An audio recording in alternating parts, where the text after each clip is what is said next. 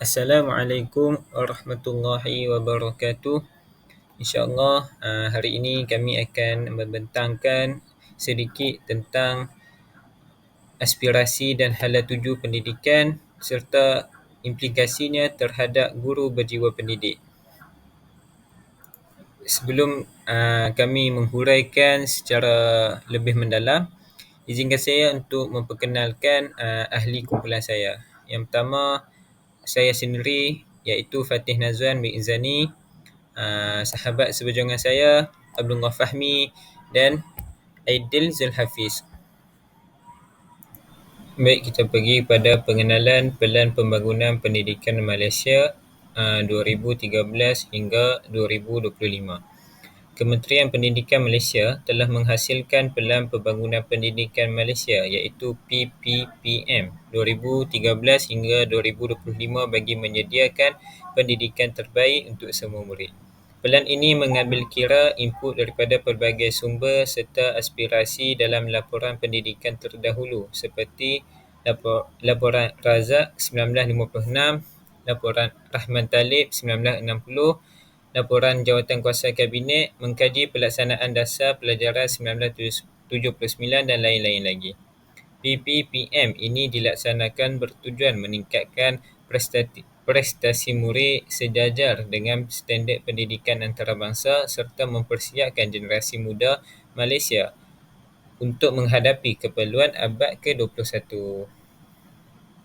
Okey, baik. Seterusnya kita akan pergi kepada objektif PPPM ini. Apa objektif PPPM ini? Iaitu Pelan Pembangunan Pendidikan Malaysia. Yang pertama, iaitu memahami prestasi dan cabaran semasa sistem pendidikan Malaysia dengan berfokuskan penambahbaikan akses kepada pendidikan. Okey, yang pertama kita dapat lihat yang mana PPPM ni mereka fokuskan kepada penambahbaikan akses kepada pendidikan. Contohnya macam mana? Mereka ini meningkatkan kualiti pendidikan. Hal ini dengan memastikan setiap murid ini mencapai tahap pembelajaran yang lebih tinggi dalam bidang akademik ataupun kebat iaitu kemahiran berfikiran tinggi serta nilai dan etika yang baik. Selain itu, mereka juga menyediakan akses pendidikan yang berkualiti untuk semua, tak kira latar belakang. Hal ini dengan memastikan semua kanak-kanak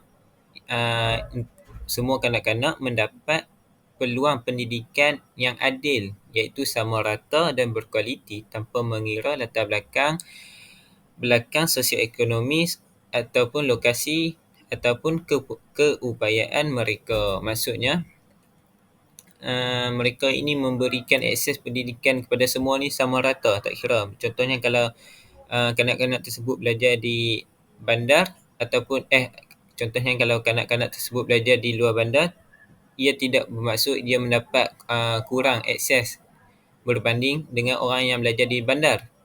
Malah mereka ini mendapat akses pembelajaran yang sama rata. Jadi perkara ini dapat meningkatkan perkembangan kanak-kanak tersebut. Seterusnya, PPM juga berfokuskan kepada meningkatkan standard iaitu kualiti. Maksudnya kat sini mereka ini ingin meningkatkan standard pembelajaran pada zaman sekarang ini. Jadi contohnya kalau dulu silibus dulu mungkin mudah daripada silibus yang ada sekarang ini. Jadi apabila mereka meningkatkan standard pembelajaran ini, secara tidak langsung murid-murid ataupun kanak-kanak ini akan belajar dengan lebih kritis ataupun mereka ni akan berfikiran lebih kritis, iaitu mereka ni dapat berfikir ataupun dapat menyelesaikan masalah dengan lebih cekap. Seterusnya, objektif PPM juga fokuskan kepada merapatkan jurang pencapaian iaitu equity. Jadi mereka ini ingin mengurangkan jurang pencapaian antara murid bandar dan luar bandar, antara sekolah yang berprestasi tinggi dengan sekolah yang berprestasi rendah, dan juga antara murid dari pelbagai kumpulan sosioekonomi. Jadi mereka ini apabila mereka telah memberikan akses pendidikan yang sama rata, maksudnya mereka ingin juga PPM ini ingin setiap murid ini mendapat pencapaian yang sama rata lah. Maksudnya tidak kira kalau murid itu belajar di sekolah di luar bandar, tidak bermaksud ia mendapat pencapaian yang rendah daripada orang murid yang belajar di bandar. Malah mereka ini boleh mendapat pencapaian yang lebih tinggi daripada murid-murid yang berada di bandar ataupun murid-murid yang belajar di sekolah yang berprestasi tinggi. Dan yang terakhir, objektif PPM juga mereka ini fokuskan kepada menggalakkan perpaduan dalam kalangan murid serta memaksimumkan keberkesanan sistem. Jadi mereka ini ingin menggalakkan perpaduan dalam kalangan murid. Maksudnya mereka ingin melibatkan setiap pelbagai kaum dalam aktiviti yang diadakan. Contohnya mereka melibatkan pelbagai kaum dalam sukan yang diadakan. Jadi secara tidak langsung perkara ini dapat meningkatkan perkembangan murid tersebut.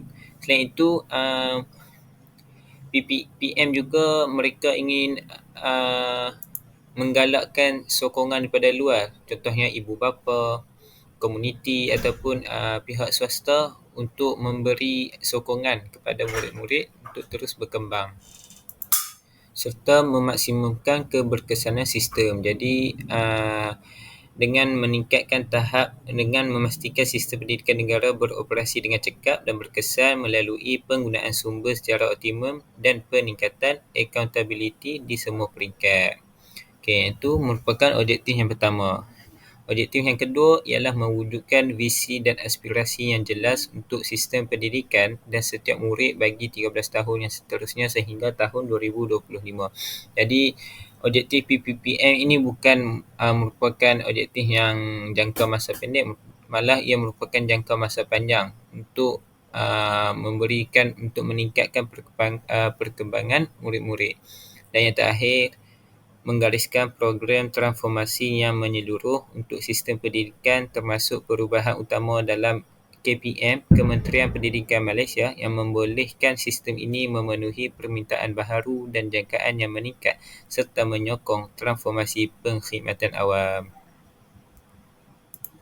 Baik, seterusnya saya akan pergi pada hala 7 pendidikan. Hala 7 pendidikan di Malaysia berfokuskan kepada membangunkan sistem pendidikan yang holistik, inklusif dan berdaya saing bagi memenuhi keperluan ekonomi dan sosial negara serta cabaran global. Kerajaan telah menetapkan beberapa arah strategik bagi memastikan pendidikan negara terus relevan dan mampu melahirkan modal insan yang berkualiti. Antaranya, yang pertama ialah peningkatan kualiti pendidikan. Fokus kepada peningkatan kualiti pengajaran dan pembelajaran melalui teknologi dan pendedakan pedagogi yang inovatif. Jadi peningkatan hala 7 pendidikan ini dia memfokuskan kepada peningkatan kualiti pendidikan. Sebab apa? Sebab dia nak menekankan pendekatan pembelajaran berpusatkan murid dengan memberi fokus kepada kemahiran abad ke-21 seperti kemahiran berfikir aras tinggi, KEBAT, kreativiti, komunikasi dan kolaborasi. Selain itu, ia juga memperkasakan penggunaan teknologi dalam pendidikan untuk meningkatkan keberkesanan pengajaran dan pembelajaran iaitu PDP. Dan yang terakhir, memastikan murid mencapai tahap literasi dan numerasi yang tinggi bagi menjamin asas akademik yang kukuh. Baik, yang kedua iaitu pembangunan profesional guru. Menekankan pembangunan profesional berterusan untuk guru agar mereka sentiasa up to date dengan perkembangan terkini dalam bidang pendidikan. Okey, yang kedua ini maksudnya dia ingin memartabatkan profesion perguruan iaitu meningkatkan latihan dan pembangunan profesionalisme guru agar mereka lebih kompeten dalam PDP iaitu pengajaran dan pembelajaran. Selain itu, ia juga menyediakan insentif dan laluan kerjaya yang lebih baik kepada pendidik sebagai pengiktirafan terhadap sumbangan mereka dalam pembangunan modal insan. Dan ia juga memperkasa kepimpinan sekolah untuk memastikan sistem pendidikan dikendali dengan cekap dan berkesan. Baik, seterusnya hala tuju pendidikan yang ketiga ialah pendidikan inklusif. Memastikan semua pelajar termasuk mereka yang berkeperluan khas mendapat akses kepada pendidikan yang berkualiti. Ya, iaitu sebab pendidikan ini adalah untuk semua. Mereka ingin memberikan ataupun menyediakan pendidikan yang berkualiti kepada semua lapisan masyarakat tanpa mengira latar belakang sosial ekonomi, lokasi atau keupayaan fizikal dan mental. Jadi mereka ingin memberikan pendidikan inklusif yang selesa kepada setiap pelajar. Selain itu, ia juga memperluaskan akses kepada pendidikan awal kanak-kanak, pendidikan khas dan pendidikan teknikal dan vokasional iaitu TVET bagi memastikan tiada golongan tercicil. Dan ia juga mengurangkan jurang pendidikan antara bandar dan luar bandar serta antara pelbagai kumpulan etnik dan sosioekonomi. Jadi di sini dia memfokuskan iaitu tiada istilah orang bandar dan luar bandar. Yang keempat iaitu penglibatan komuniti. Menggalakkan pelibatan ibu bapa dan komuniti bagi memastikan sokongan yang berterusan terhadap perkembangan pelajar. Jadi pendidikan ini bukan sahaja untuk fokus dalam sekolah sahaja, malah mereka melibatkan pelbagai pihak iaitu ibu bapa dan masyarakat sekitar. Hal ini bagi meningkatkan peranan ibu bapa, komuniti dan sektor swasta dalam menyokong pendidikan melalui program kerjasama dan pelibatan aktif. Dan yang terakhir, yang kelima iaitu perbangunan modal insan. Menghasilkan individu yang kompeten, kreatif dan berdaya saing di peringkat antarabangsa melalui kurikulum yang relevan dan holistik. Jadi pendidikan ini ia memastikan murid menguasai pelbagai bahasa terutama bahasa Malaysia iaitu bahasa Melayu dan bahasa Inggeris untuk meningkatkan daya saing di peringkat global. Selain itu, ia juga menggalakkan pembelajaran sepanjang hayat bagi memastikan rakyat sentiasa bersedia menghadapi perubahan teknologi dan ekonomi. Baik, seterusnya saya akan membahaskan tentang 3 aspek hala tuju pendidikan. Jadi yang pertama iaitu SKPM, Standard Quality Pendidikan Malaysia, KPM. Ia diperkenalkan pada tahun 2010 kesinambungan kepada SKPM Sekolah 2009. Dan yang kedua, instrumen penilaian yang mengukur kualiti pendidikan dengan jelas dan komprehensif untuk mencapai kemenjadian murid. Yang kedua iaitu Standard Kualiti Pendidikan Malaysia Gelombang 2, SKPM G2. Ia dilancarkan pada 2017. SKPM G2 lebih komprehensif dan menyokong Pelan Pembangunan Pendidikan Malaysia PPPM 2013 hingga 2025. Ia berfokus kepada 5 aspek utama.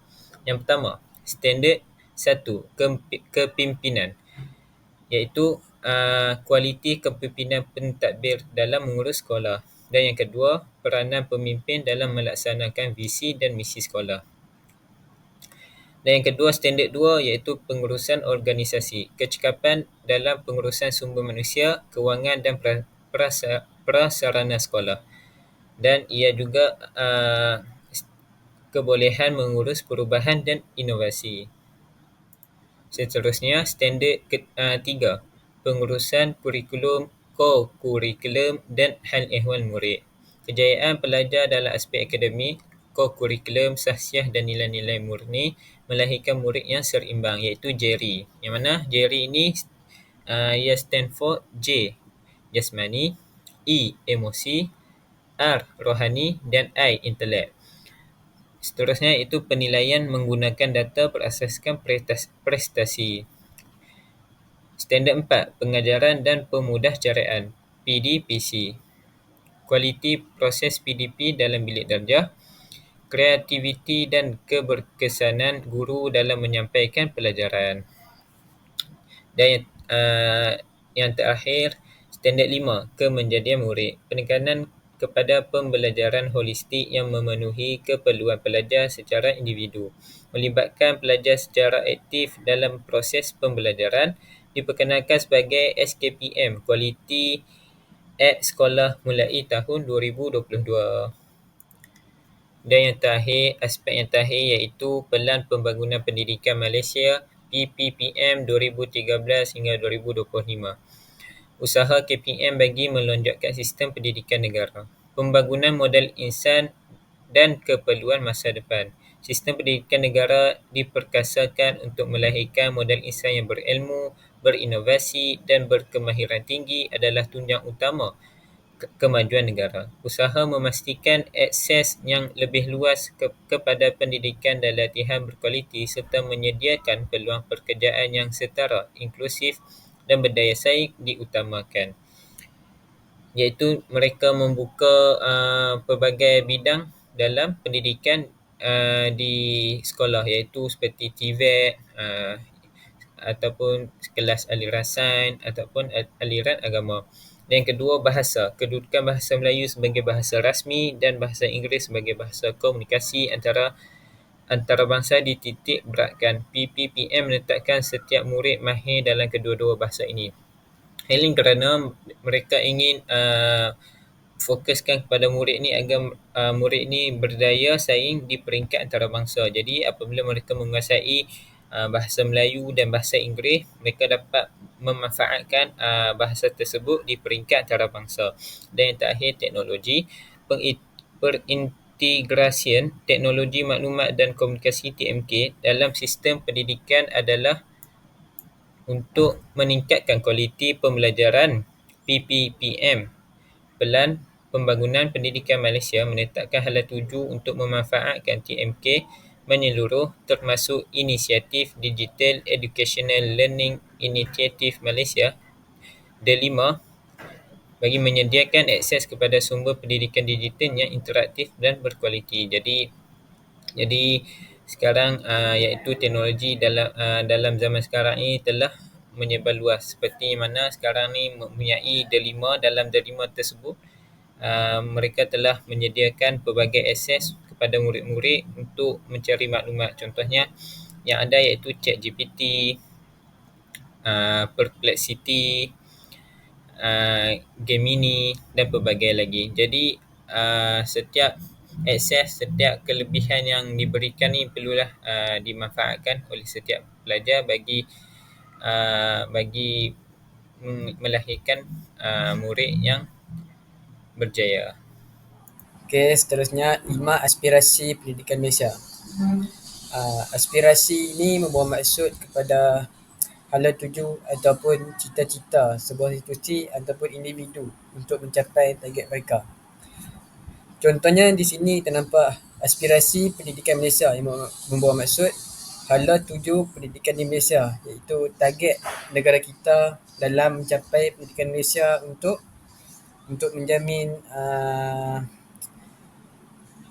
menjamin tahap kualiti pendidikan di negara kita.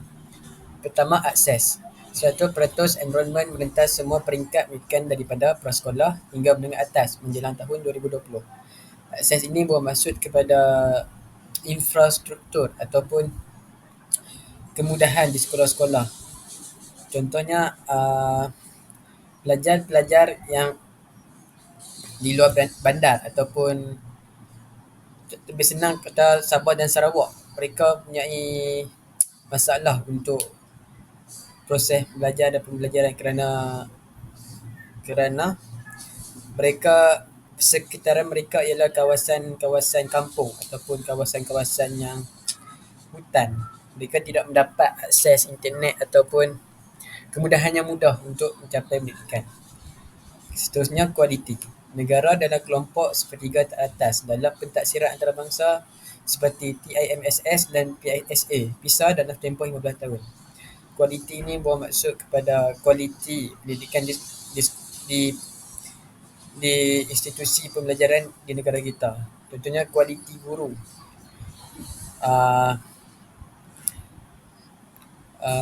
Contohnya institusi guru memperketatkan syarat-syarat kemasukan guru sejak tahun 2013 untuk menjamin tahap kualiti guru-guru yang diambil. Okay, seterusnya equity. 50% pengurangan dalam jurang pencapaian bandar, luar bandar, sosioekonomi, gender menjelang tahun 2020. Seterusnya perpaduan. Sistem pendidikan yang menawarkan perkongsian pengalaman dan nilai kepada kanak-kanak dengan menghargai kepelbagaian. Bila sebut tentang perpaduan ni, ianya sinonim dengan negara kita. Yang mana negara kita ni terdapat banyak kaum dan adat-adat, ada juga agama, di mana perpaduan ni amat susah untuk dipupuk sejak dari dulu lagi. Okey. Jadi aspirasi pendidikan Malaysia ia menekankan tentang perpaduan supaya kita di negara kita ni sama ada apa-apa kaum saja, Melayu, Cina, India dapat bekerjasama dalam satu kelompok atau kumpulan. Seterusnya, kecekapan. Sistem yang memaksimumkan keberhasilan yang mengikut peruntukan yang sedia ada. Ia bermaksud pada kecekapan kita dalam untuk menguruskan murid-murid mengikut peruntukan yang sedia ada. Okey, seterusnya kita lanjut kepada 6 aspirasi murid.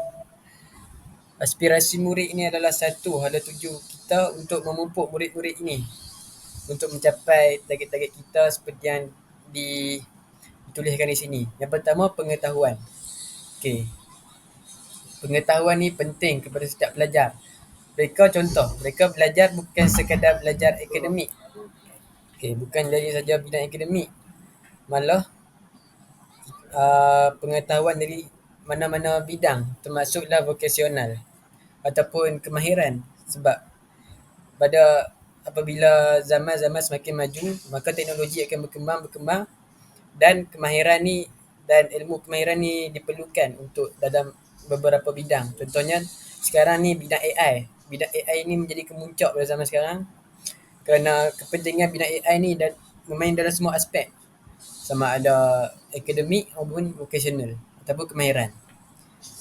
Jadi apabila murid-murid ini banyak pengetahuan, mereka tidak menjadi jakun ataupun tidak berpengetahuan. Okey, seterusnya kemahiran berfikir. Kemahiran berfikir ni ia dikaitkan dengan kemahiran untuk murid-murid ini menyelesaikan masalah. Contohnya apabila mereka diberikan soalan-soalan, contoh soalan matematik di sekolah. Soalan matematik ni dia bukan hanya ada satu cara aja untuk selesaikan. Dia ada banyak lagi. So kemahiran berfikir ni akan menyebabkan murid-murid ni berfikiran terbuka untuk menyelesaikan masalah-masalah dengan lebih kreatif dan lebih kreatif dan inovasi lah mereka bicara mereka. Dan kita juga boleh membuka kemahiran mereka menjadi satu kemahiran yang baru dan boleh bentuk kemahiran tu. Okay, selepas itu kemahiran memimpin. Di sekolah ni haruslah dipupuk kemahiran memimpin dari usia muda lagi, kerana setiap zaman ni dia ada pemimpin setiap zaman. Okey, kemahiran memimpin.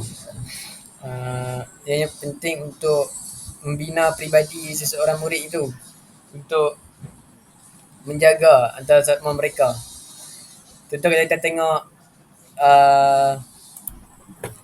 ia juga dapat membantu murid-murid ini untuk lebih berkeyakinan tinggi dalam memimpin. Contohnya, dapat membentuk keyakinan diri, di mana keyakinan mereka untuk bercakap di khalayak ramai. Sekarang ni budak-budak lebih introvert, dia pun tak mau cakap, dan juga mereka tidak mahu untuk menunjukkan bakat mereka kerana tiada keyakinan diri. Seterusnya ialah kemahiran diri bahasa. Kemahiran diri bahasa ni antaranya ialah bahasa Inggeris dan juga bahasa Melayu. Dan maklum, bahasa ni amatlah diperlukan pada zaman sekarang ni kerana bahasa jiwa bangsa kan. Kemahiran diri bahasa ni penting untuk kita menjurang sosial dengan orang lain. Kemahiran diri bahasa ini juga termasuk dalam percakapan, perbualan, penulisan dan juga mendengar. Apabila kita tahu bahasa orang lain, ia akan memudahkan kita untuk berkomunikasi sehinggalah ke peringkat global. Kerana bahasa ini seperti bahasa Inggeris digunakan satu dunia. tidak kira di mana negara, mereka gunakan bahasa Inggeris untuk kegunaan sosial antara antara bangsa lah. Seterusnya, etika dan kerohanian. Okey, sinonim lah murid dengan etika dan kerohanian. Apabila di sekolah diajarkan etika dan kerohanian, murid-murid ini akan lebih berperilaku baik. Contohnya, etika dan kerohanian ni yang dipupuk dalam mata pelajaran pendidikan Islam dan moral. Ia juga dapat dibelajari ataupun diteladani oleh tingkah-tingkah laku guru-guru di sekolah.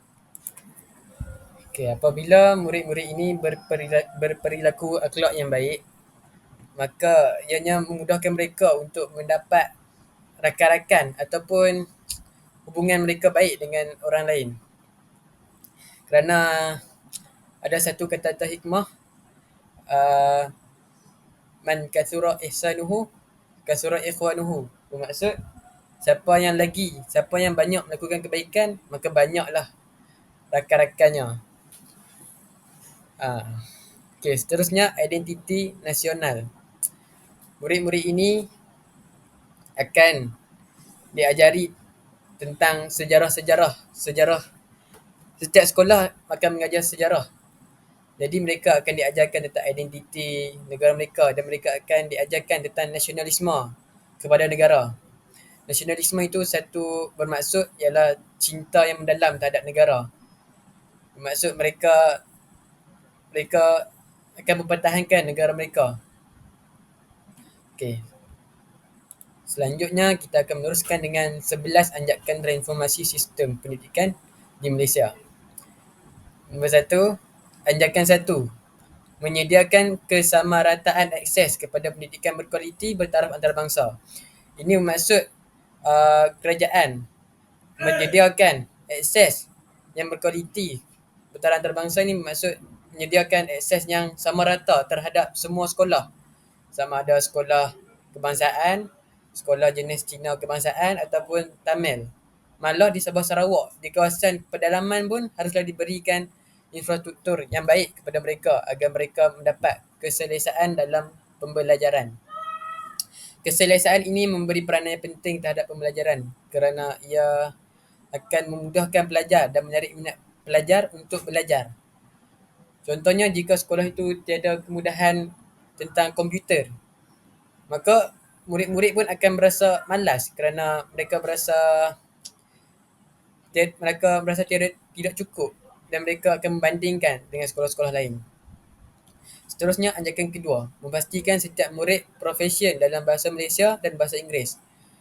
Ini maksud pelajar-pelajar ini haruslah menguasai bahasa Malaysia dan juga bahasa Inggeris tanpa mengira kaum ataupun bangsa.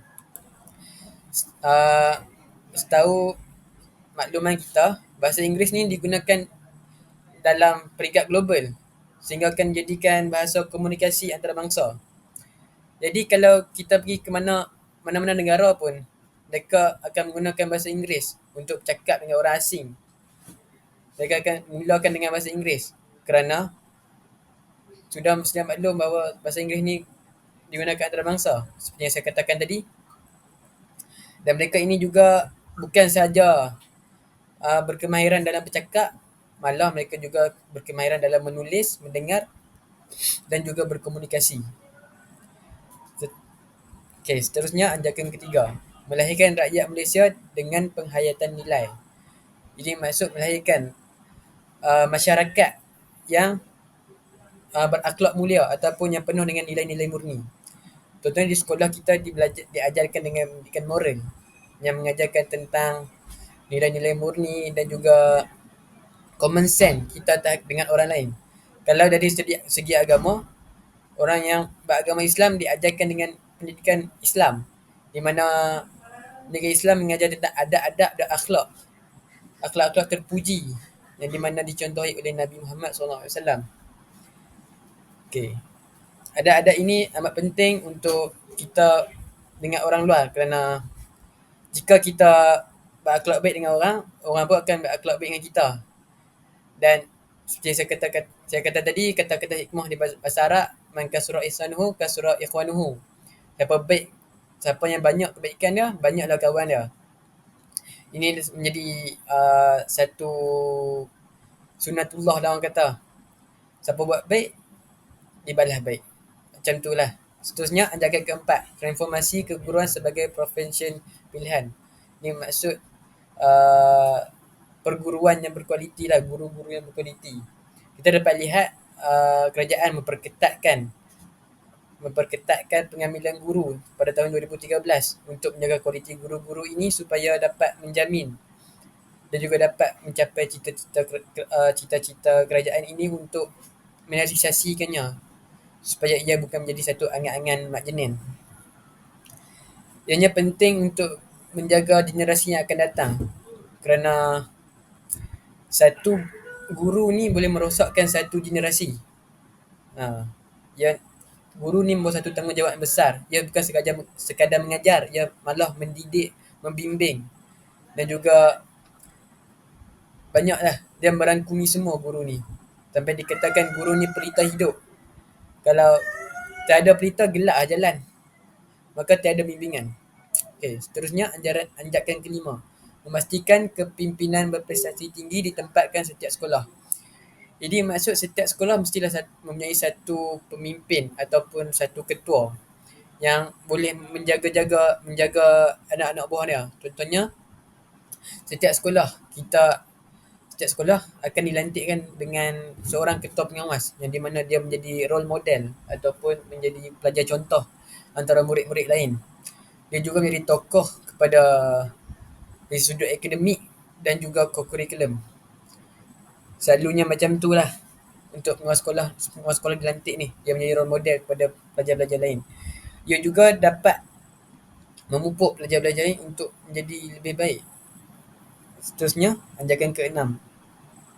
Mengupaya JPN PPD dan sekolah untuk menyediakan penyelesaian khusus berasaskan keperluan. Ini maksud JPN, PPD ataupun sekolah-sekolah untuk mengadakan satu sistem yang boleh dilaksanakan dengan baik. Seterusnya, anjakan ke-7. Memanfaatkan ICT bagi meningkatkan kualiti pembelajaran di Malaysia. Sedia maklum, ICT ni penting pada zaman sekarang ni kerana setiap benda menggunakan ICT. Dan sekarang ni pun, bukan sekarang saja, dulu telah diterapkan pelajaran TMK, Teknologi Maklumat Komunikasi, untuk mengajar murid-murid tentang basic-basic penggunaan digital dalam komputer ataupun dalam telefon. Seterusnya, anjakan ke-8. Mentransformasi kebolehupayaan dan kapasiti penyampaian kementerian. Anjakan ke-9. Bekerjasama dengan ibu bapa, komuniti dan sektor swasta secara meluas. Ini maksud guru-guru harus, ibu bapa juga harus mempunyai peranan dalam membentuk murid-murid ni. Contohnya di sekolah kita ada PIBG, Persatuan Ibu Bapa dan Guru. Ia menunjukkan satu komuniti yang bersatu padu antara guru dan juga ibu bapa. Seterusnya, anjakan ke-10. Memaksimumkan keberhasilan murid bagi setiap ringgit. Dan akhir sekali, anjakan 11. Meningkatkan keterusan untuk accountability awam secara langsung. Okey, seterusnya implikasi konsep ini terhadap guru berjiwa pendidik. Yang pertama ialah komitmen terhadap profesionalisme, iaitu guru perlu sentiasa meningkatkan kemahiran dan ilmu pengetahuan supaya dapat memenuhi aspirasi pendidikan yang ditetapkan. Mereka harus peka terhadap perubahan dalam sistem pendidikan dan bersedia untuk menyesuaikan diri dengan pendekatan baru.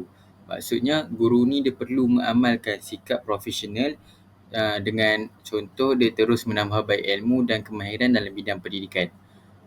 Guru ni juga mestilah sentiasa mengikuti perkembangan terkini dalam pedagogi, teknologi pendidikan dan keperluan kurikulum.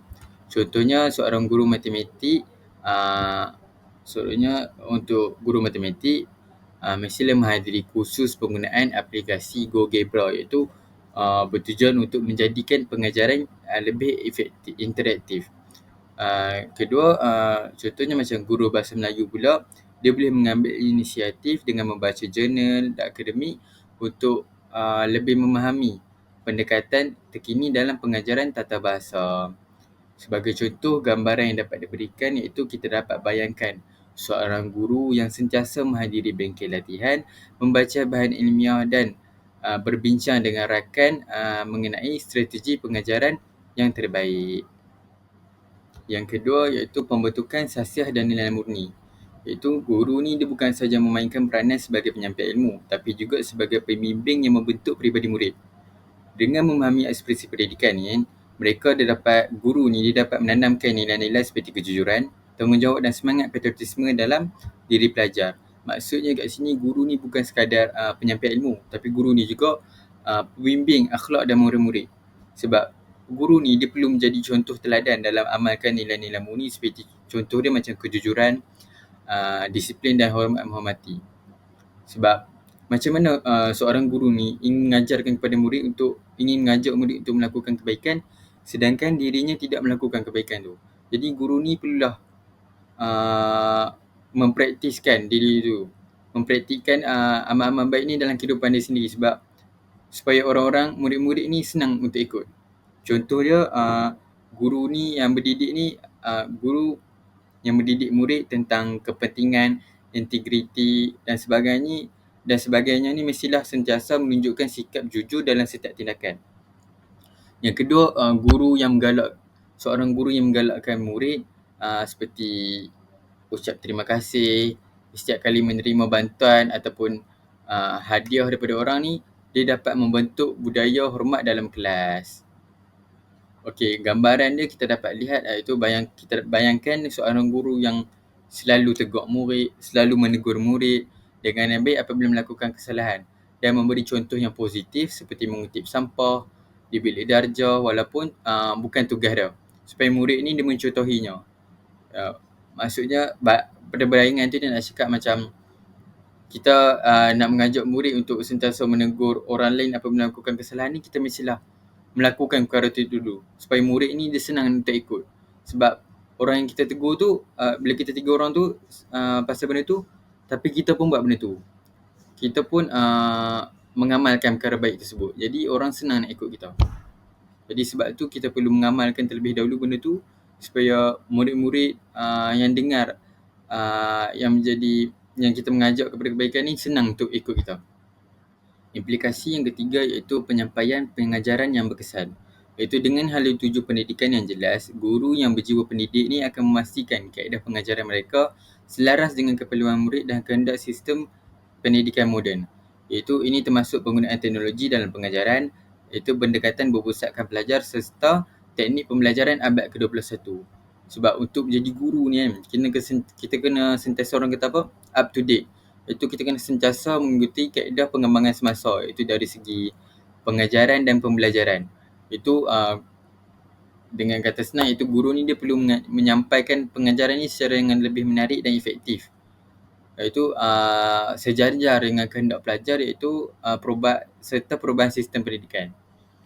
Sebab kaedah lama yang hanya berpusatkan kepada guru ni, iaitu teacher centered ni, dia semakin kurang relevan. Sebab pembelajaran yang sekarang ni dia lebih kepada berpusat kepada murid, iaitu student centered.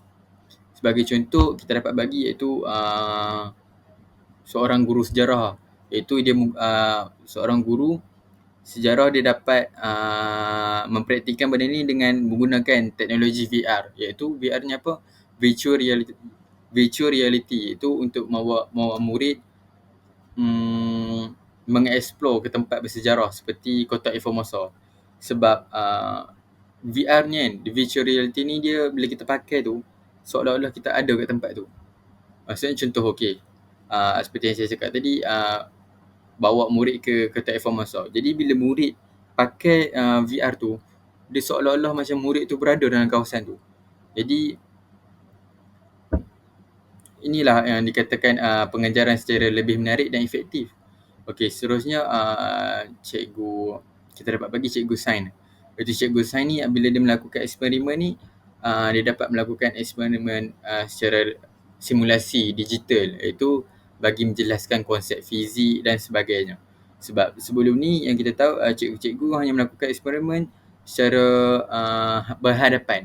Tapi yang sekarang kita dapat melakukan melalui simulasi digital. Yang implikasi yang keempat iaitu semangat pembelajaran sepanjang hayat. Iaitu guru berjiwa pendidik akan sentiasa berusaha meningkatkan pengetahuan dan kemahiran mereka agar sentiasa relevan dengan perkembangan pendidikan. Mereka harus terbuka kepada inovasi dan pembaharuan serta menjadi contoh kepada murid dalam mengamalkan pembelajaran sepanjang hayat. Maksudnya, guru ni harus menjadi contoh kepada murid dengan mengamalkan pembelajaran sepanjang hayat. Iaitu mereka perlu berfikiran terbuka, bersedia menerima perubahan dan berusaha menambah ilmu walaupun telah lama mengajar. Sebagai contoh, seorang guru yang mempelajari bahasa baru untuk memahami budaya muridnya dengan lebih baik. Sebagai contoh, guru yang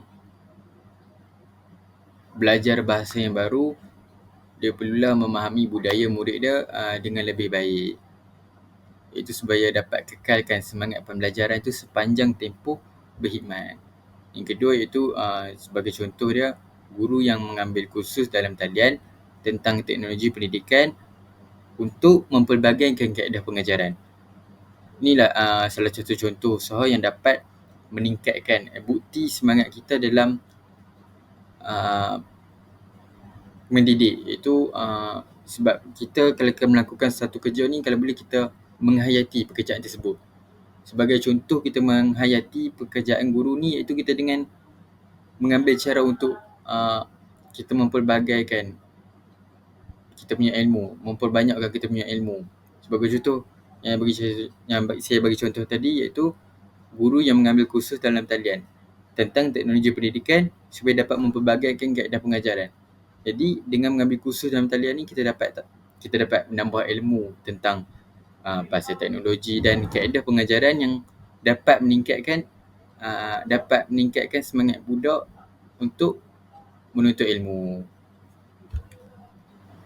Implikasi yang terakhir iaitu kesedaran terhadap keperluan murid yang pelbagai, iaitu aspirasi pendidikan yang inklusif menuntut guru untuk memahami keperluan murid dari pelbagai latar belakang. Mereka harus mengamalkan pendekatan yang adil dan saksama, memastikan setiap murid mendapat peluang pendidikan yang sama tanpa mengira status sosioekonomi, agama atau kaum. Maksudnya, guru ni dia perlu peka terhadap kepelbagaian latar belakang murid, termasuk dari aspek sosioekonomi, kebolehan pembelajaran dan keperluan khas. Pendidikan inklusif ni iaitu memastikan setiap murid mendapat peluang yang sama. Maksudnya kat sini nak cakap guru ni dia perlu peka terhadap pembelajaran murid tersebut. Itu dari segi macam mana murid tu pick up. Itu kadar pick up murid tu lah. Sebab tak semua murid ni dia punya ni sama. Maksudnya ada murid ni dia mungkin laju tangkap apa yang kita cakap. Tapi ada murid ni lambat. Jadi guru ni kena peka. Jadi kena tahu, okey, murid ni tak boleh, murid ni dah boleh kan. Jadi kita fokus kepada yang tak boleh ni. Sebab kita dah tahu ada murid kat sini dah boleh. Jadi dari situ guru ni juga dia tak boleh pandang dari segi latar belakang murid. Mungkin kita tahu macam kita kenal dengan macam mana latar belakang murid tu, kita tak ajar dia sangat. Maksudnya kita tak fokus kepada dia. Kita tak ambil kisah kalau murid tu faham ke tak tentang apa yang kita mengajar. Jadi guru ni tak boleh bersikap macam tu. Guru ni perlulah bersikap adil, iaitu supaya setiap murid ni dia mendapat pembelajaran yang sama. Input yang dapat daripada kita semua sama. Sebagai contoh, guru ni dia perlu sediakan lembaran kerja dalam pelbagai tahap kesukaran. Dalam macam mana tahap sekalipun, dalam semua tahap lah maksudnya. Supaya murid yang lemah ni dia tidak ketinggalan. Sementara murid yang lebih hebat ni, maksudnya murid yang lebih cepat pick up ni dapat dapat cabaran yang sesuai. Maksudnya bila guru ni dia sediakan kerja, dia mesti kena, satu kerja ni dia mesti banyak tahap. Maksudnya supaya macam murid yang lemah ni kan, dia tidak ketinggalan dengan murid yang lebih hebat lah. Supaya maksudnya cabaran kerja yang kita bagi tu mestilah sesuai dengan tahap murid masing-masing. Jadi seorang guru ni juga, yang kedua itu contoh dia, seorang guru ni dia boleh yang menggunakan bahasa isyarat untuk membantu murid kurang upaya pendengaran memahami pelajaran. Ini sebagai satu contoh lagi iaitu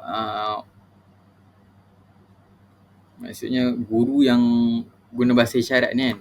Dia kan bahasa isyarat ni untuk orang yang disable, orang yang kurang kebolehan, iaitu dari segi pendengaran dan bisu.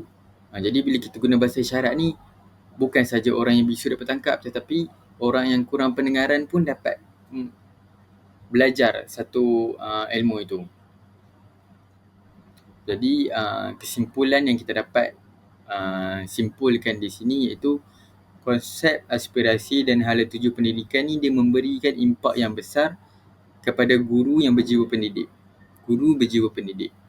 Mereka bukan hanya perlu menguasai ilmu akademik, tetapi juga berperanan sebagai mentor, motivator dan inspirasi kepada murid-murid. Seorang guru ni yang memahami konsep ini akan lebih bersedia untuk menghadapi cabaran dan memberikan pendidikan yang berkualiti kepada generasi akan datang. Sekian, terima kasih.